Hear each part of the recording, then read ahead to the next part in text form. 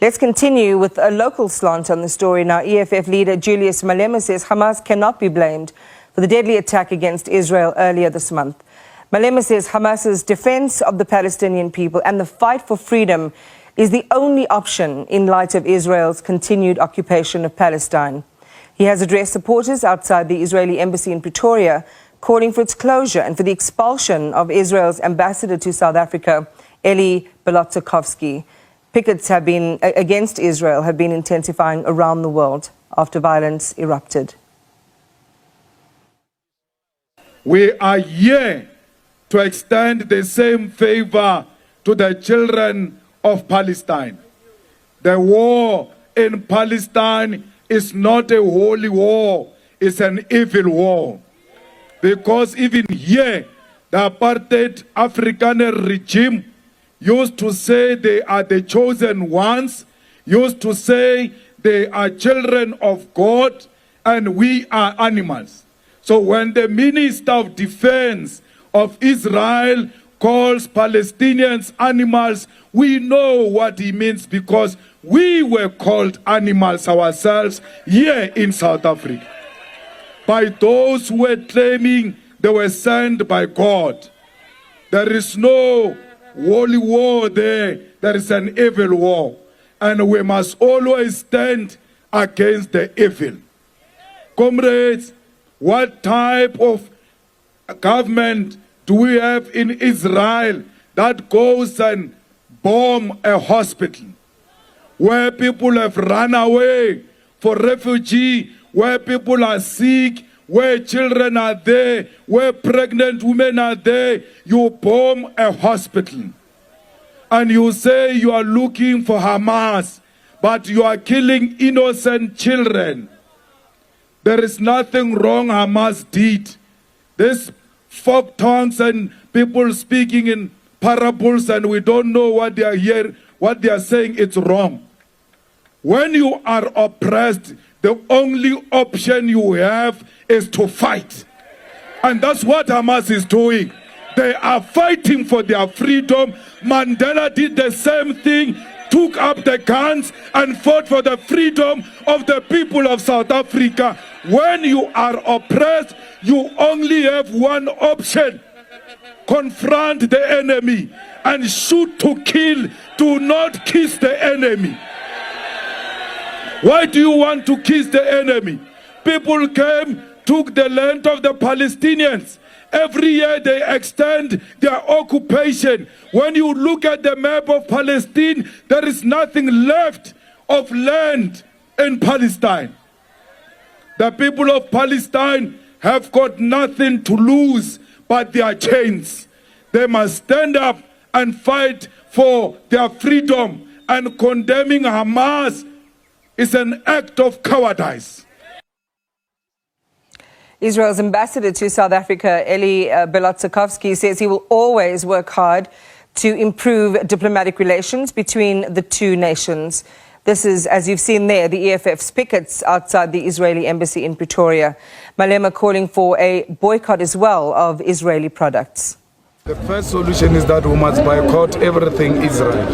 The embassies of Israel must be removed from all progressive countries so that Israel, through that isolation, it will know that it has now reached a point where it must go and negotiate with the people of Palestine and agree on a permanent solution. The EFF solution is a two-state solution where the two coexist.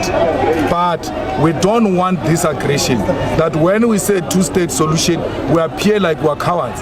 We appear like we can't do anything to Israel. Israel has to be stopped so that when an agreement is reached of two-state solution, they are committed to it and they will not continue to expand their territories into Palestinian territory illegally. Mr. Malema, the reality is, if we really want peace in the world, you even engage your enemies. Yes. And taking hard line, both sides. It is what has led to where we are. At some point in time, you need a sober leadership that will swallow its pride and its quest for its voice to prevail. For example, when you look currently, you have these superpowers within the Security Council exercising their bully tactics, all of them. And at the end of the day, it is ordinary women, ordinary children who are dying in the world, whether you look at what's happening in relation to conflict on the continent, whether you talk the conflict in between Russia and Ukraine, now Middle East, the long-standing conflict. Leadership at this moment is needed. Well, Sophie, we are the most sober people. We have been the most reasonable people. The people who are on the Palestine side have always been very reasonable. The arrogance of Netanyahu, the arrogance of the Israeli apartheid government, the arrogance of the Minister of Defense. You can see that these are the people who think that they are superpowers and they are a chosen God as children in a real meaning, because they don't listen to anyone. And it is America, it is NATO, it is UK that encourage that nonsensical attitude of Netanyahu's government. The people of Palestine have suffered for 75 years and they've been cooperative all these years. What did Israel do? Attack them in 2008, attack them in 2012, attack them in 2021, attack them in 2023. They've been consistently attacking them. And when you are being confronted like that, what more option do you have except to fight? I'm saying we are a product of a boycott, an international boycott of sports, of business, which apartheid government suffered. And through that, they talked amongst themselves, the Oppenheimers and them, and said, this apartheid is becoming expensive and is now not going to work. Let's go to the table. It is through when you deal with arrogance, that's what African apartheid was. It was so arrogant and we were so reasonable. They kept on killing children, they kept on killing women, and we had no option but to carry guns and fight for our liberation. And that's what those people are doing in Palestine.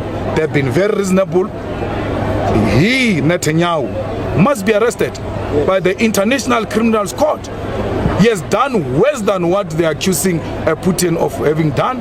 Why is there no warrant of arrest against Netanyahu?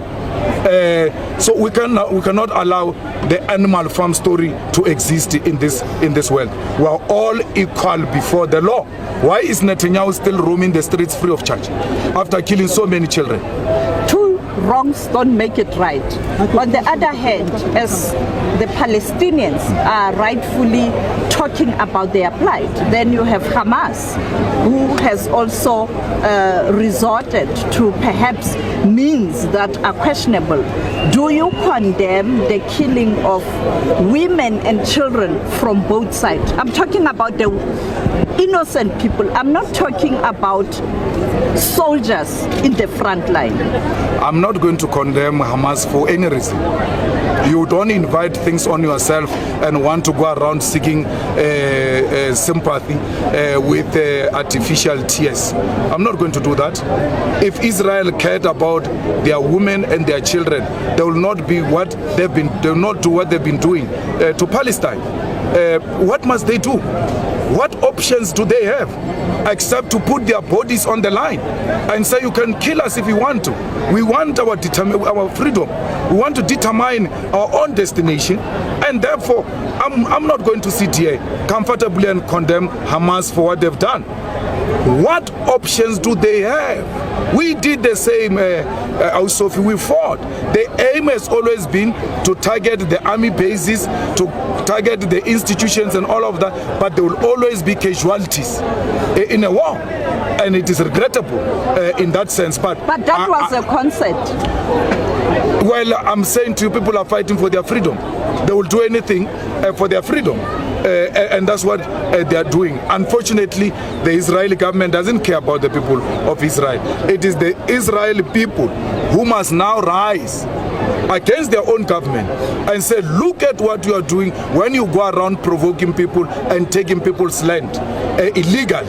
So it can't be a problem of Hamas. It's a problem of a government that is perpetuating inhumanity against the people of Palestine. And the other issue, the ambassador, when we spoke to the ambassador yesterday, because I've been speaking to both sides to give right to reply as a public broadcaster, he says he's available, he's willing to sit down and talk. If there's an opportunity for you to engage the Israel ambassador to South Africa, will you do that, and what will be your approach? I'm not going to engage in Israeli ambassador. There's no ambassador. These are criminals. Must vacate our land. They must leave. We'll talk with them from that side of their country, not here. The first thing which must be an immediate task of the South African government is to request these people to leave, so that we demonstrate seriousness. And they know by the time we talk to them, they know these ones are serious. They are not clownish. When they take a stand, they take a stand, and now we have to cooperate. But if we're going to talk to the ambassador of Israel, business as usual, he will not listen to us. He's just going to mark register that I made the EFF. So what? We cannot meet murderers.